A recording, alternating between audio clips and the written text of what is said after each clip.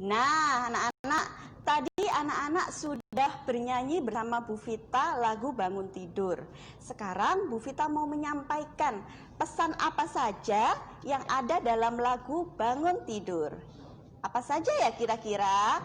Yang pertama, kita setelah bangun pagi harus mandi terlebih dahulu ya. Kemudian yang kedua adalah sikat gigi. Ini satu paket ya anak-anak, mandi dan sikat gigi. Ini salah satu aturan menjaga kesehatan tubuh ketika di rumah.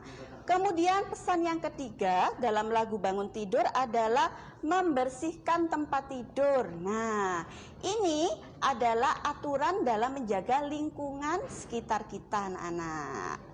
Ya, Bu Vita harap anak-anak ketika di rumah harus melaksanakan ketiga ini, wajib, tidak boleh dirapel. Nanti 1 minggu mandinya 1 kali. Nah, tidak boleh ya anak-anak ya. Nah, kemudian pasti anak-anak berpikir, bertanya-tanya tentang, Bu, kira-kira siapa yang membuat aturan? Ya, kemudian mengapa harus ada aturan? Aturan apa saja yang berlaku di rumah? Dan apa yang terjadi jika kita tidak patuh aturan? Kita akan bahas satu persatu ya anak-anak. Yang pertama, siapa yang membuat aturan? Nah, yang membuat aturan di rumah adalah keluarga kita yang terdiri atas ayah, ibu, dan anak-anak. Jadi, aturan itu yang membuat adalah kesepakatan dari keluarga kita. Jadi bisa jadi anak-anak di keluarganya Ani sama keluarganya Benny itu aturannya berbeda.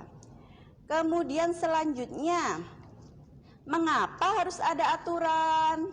Nah, agar tercipta kerukunan. Jadi di antara satu keluarga dengan keluarga yang lainnya harus rukun. Kakak dengan adik harus rukun ya.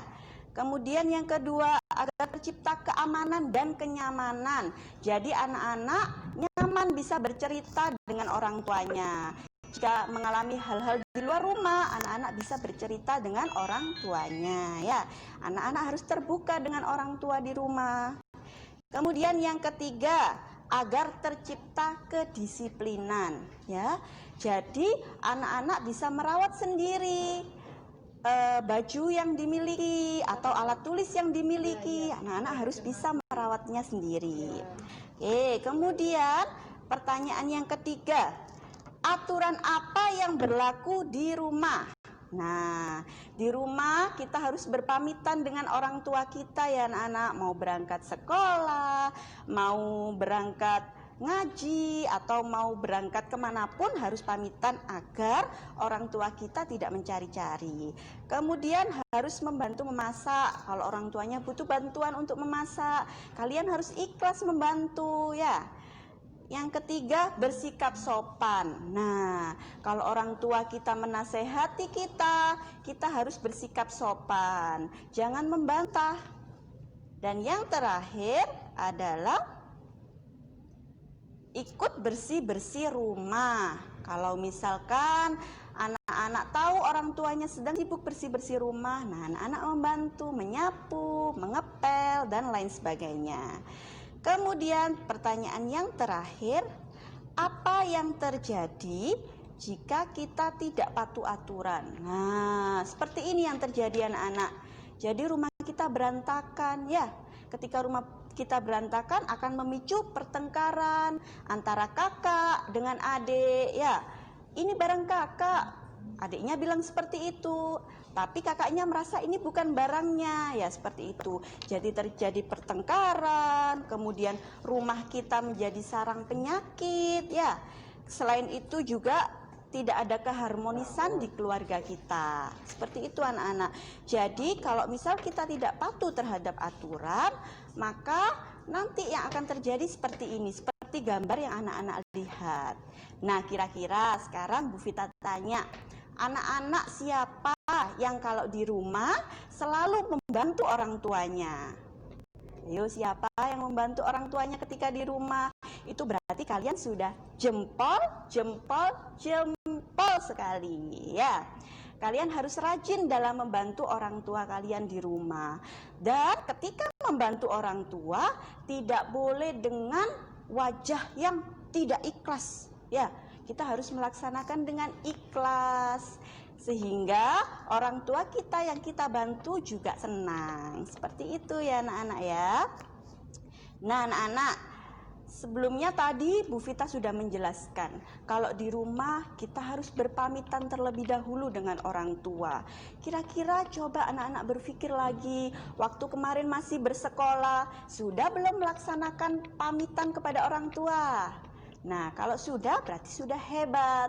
Kemudian sudah belum anak-anak membantu memasak, membantu membersihkan rumah, membantu untuk ayah mencuci motor misalnya. Ya, itu harus kita laksanakan dengan ikhlas anak-anak.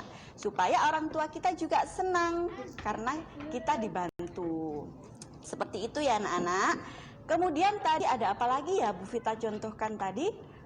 Oh ya, tidak boleh membantah dengan orang tua. Nah, orang tua kita itu adalah orang yang melahirkan kita. Ya, jadi kita tidak boleh bersikap semena-mena. Meskipun aturan itu kesepakatan satu keluarga, namun kita harus sopan dengan orang tua kita, ya.